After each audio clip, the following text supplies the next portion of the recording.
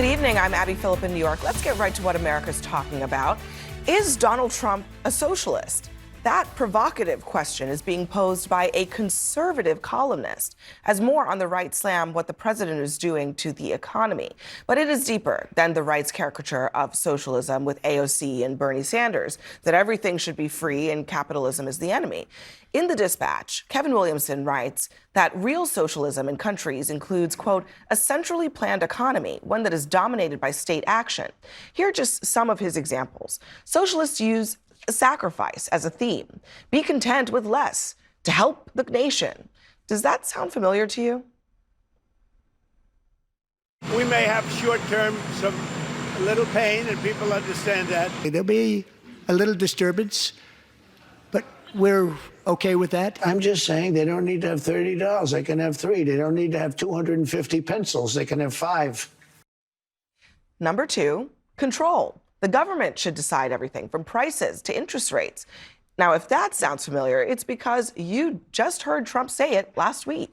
Quote, we are a department store and we set the price. I meet with the companies, then I set a fair price, what I consider to be a fair price. He goes on to say, I set the tariffs on countries. And socialism trait number 3, a figurehead, someone who says, I'll be the one to exert that control, to make the decisions. Sound familiar? To anyone on Wall Street this morning, I would say trust in President Trump. Life's going to be beautiful here in America. Trust in Trump. The investors trust President Trump. Come on, let the guy build America back and trust him. And he's really, really on it. And we haven't even mentioned Trump's spending spree ideas, like no taxes on tips, without justifying how to pay for them. So, question for the table here. I mean, Arthur was like, you're looking Trump at me. Is socialist? Is he a socialist? No. Look. Is this MAGA socialism? I know this is not exactly the road you want to go down, but I had this conversation this morning with my wife. Like, does our 3-year-old need 10 dolls? Like, can she get by with 2? Like, we got presents on Christmas, Easter, and your birthday. Those were the 3 days you got presents. But I think what Trump is saying is no pain, no gain. If we got to fix some stuff, we're gonna have to absorb some pain. But in the long run, trust Trump, and it's gonna work out.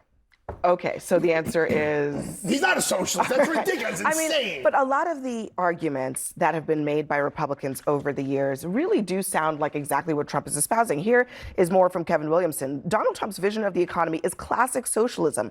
Trump's view of a man at a desk moving pieces of the economy around like rooks and pawns on a chessboard is what socialism is about. But you understand that's a metaphor. That's just the opinion of that writer. And this is a writer in a newspaper who's struggling for relevance, right? The Dispatch, where's the Dispatch? It's a bunch of old Republican, old right-wing newspaper people who formed this organization to basically find some new relevance. And they knew that if they gave a headline, Trump is a socialist, people would not only click on it, but other media outlets would start covering it. Is Trump a socialist? No. Let's talk about Bernie Sanders. Bernie Sanders, vacations in Cuba, praises the Cuban leadership. Vacations in the USSR, praises the USSR. Well, let's talk about the policies, though, Joe. Let's talk about the actual policies. Having a tariff is not setting a price. Having a tariff by which another country or the importer has to pay a tariff isn't setting the price. What about saying to companies, you must come to the White House and clear how you list your prices on your website. You can't raise prices because I said so. What about that? Is he suggesting it, or is he doing it with the barrel of a gun? Because if you look at communist countries and socialist countries suggesting something. My guy Joe is pulling out page 2 of the Trump playbook. Because when you don't have like a really good argument on policy about why Trump is doing certain things, then you attack the personalities or you attack the institutions.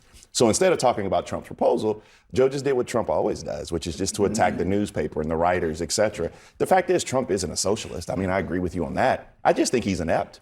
I mean, the chaos that he has up there, he literally looks as if he is in deep water, doesn't know what he's doing, and he actually has some decent people around him. I like the Treasury Secretary from Charleston, South Carolina. I wish he got an opportunity to lead. He doesn't. Look, if we wanted to go out and put 10% tariffs across the board on every country, Congress should do that. They should step on the table. That should be a compromise. They should do it in 6 months so companies can have some consistency. That's all they're looking for. The market is in shambles.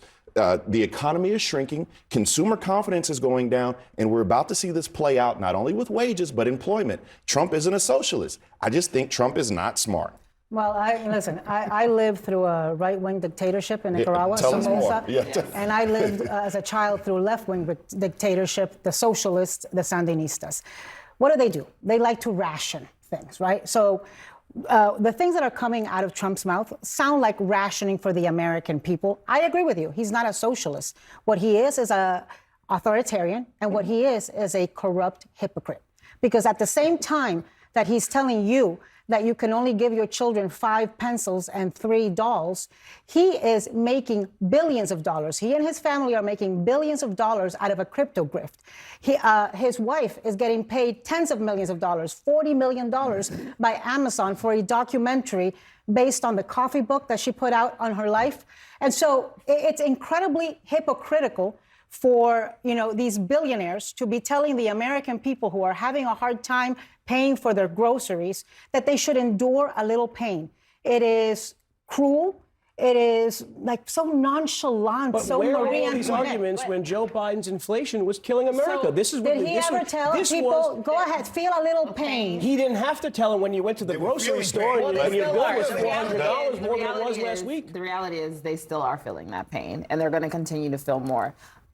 If you don't want to buy your daughter more than $3 or your son more than $3, don't. But you can buy them 10 because we live in America and we should have that choice. It's not the president's role to say your kids only need $3 or $10. That's the first point. People aren't going to have money to buy the dolls. Well, they aren't going to have money to pay the dolls. We aren't going to have the dolls. The dolls are going to be too expensive. It's going to be Barbie prices just went a compound effect because of what Donald Trump is doing. The second thing is you talked about the Dispatch being just some old Republican. That's your party. These people that are writing this are like people that probably voted for. I like Jonah. I like Jonah. Jonah's one of our candidates. Okay, if you don't like the Dispatch, fine. Okay, here's the National Review. Here's the National Review. The man who for decades has been a symbol of unapologetic American excess is now defending his tariff policies by making the case against abundance. Trump is now arguing the children are going to have to get used to having less. As luck would have it, I came here from the Manhattan Institute Gala, and who was sitting right next to me at the table but some of the editors from National Review. And I said, I think I'm talking about you guys tonight. I said, let me ask you something. You guys disagree with Trump a lot, right? And they said, yes, our paper, we sometimes disagree with Trump. Do you have any buyer's remorse in voting and supporting Trump over Kamala Harris? And it was met with a roar of laughter, like, no, absolutely not. And they cited things like DEI and other things that they were appreciative of. We have a big tent party, and we can disagree. But I do not think that any one article or two articles saying Trump's a socialist should trigger. I don't think Trump is a socialist either. This is my point. This article is so ridiculous that we put the headline on the title. Let me ask the liberals at the table a question, because I'm actually very curious about this. Why are you all so opposed to the idea that maybe Trump actually might support socialist ideas? Is it because there are people who identify that way in your party? No, because I think that there are people who on the left who would be aghast right now on the internet and everywhere else if you lump me in with the AOCs and Bernie Sanders of the world, and that's not it at all. I just think we're giving Donald Trump too much credit. Yeah, and what I would also, I didn't think that calling Trump a socialist was necessarily giving him credit. because it seems as if he's accidentally falling into some robust political policy. Bakari, this is what's not ringing true, though. Look at the automobile industry based on these tariffs. Do you know how many companies are now going to build their cars in America? Honda's expanding their plant. Volkswagen is expanding. Within 6 months. Ford just said today that they're raising prices. They're raising prices and laying people off. But you know why? Because Ford builds some of their stuff in Mexico and in Canada. But the Europeans and the Japanese are coming to America to create jobs. One second. Just Ford's losing Canadian jobs and Mexican jobs. Two fundamental questions. You do realize that there's no such thing as a fully American-made vehicle, because even the big three utilize pieces from Mexico and Canada. Therefore, the price is going up. What about Tesla? But what I want Tesla is the number. Why are you shaking your head? Tesla is the number one vehicle made with American Okay, let me parts. Honda is number two. Okay, Arthur, let me respond to that. Tesla is more American made than those other cars, but even they have said the tariffs are going to hurt us. But do you think the tariff is good policy? You too. That's the large question. Do you actually think I don't think 145% on China is a good thing. Do you think this willy-nilly tariff policy is good? Not the insults on the Dispatch or National Review and eating that rubber chicken at the gala tonight. Like, do you think it was filet mignon, actually? It was lamb. It was lamb. It was lamb. Really, the working class party here. Come for the catering. Hold on, guys. Hold on. The problem, so whether he's a socialist or not, I think is not a relevant question. But he does have authoritarian characteristics that I think are far more troublesome. The attacks on the media, the attacks on the arts, the unwillingness to accept election results. I mean, he's still there, and he won't accept the election results from 2020. These are all things that Ortega does, that Maduro does, that the Castros did, the weaponizing of government against their opposition. Those are all things that dictators do. And so I will keep saying that he walks like a duck, he talks like a duck, and he looks like a duck. Is that the saying? Yes, it is. I think there you go. One thing, to take it off of the term of socialism, one thing that I think that those two articles, because they're conservative outlets, are doing, and I said this actually before the election, I don't know when the Republican Party will actually have a split, but the direction it is going, there are Republicans that find Trump's economic policies troubling, whether it's tariffs, and I think there are Democrats and progressives that also are finding the policies of the Democratic Party troubling. And what I think is actually happening in this moment is we are starting to actually be on the verge of this traditional two-party system that has happened in America because of some of the extremes on both sides that people are going to, and I don't think it's going to be progressives go more to the left and Republicans go. I think it's going to be a configuration of people from both parties that find themselves in the center and an independent verge of, because none of this is sustainable. And I think that's actually what this article is suggesting. I think the reason you haven't seen that split is because Republicans, like a lot of other Americans, are incredibly afraid of Donald Trump and the hell that will rain on them. We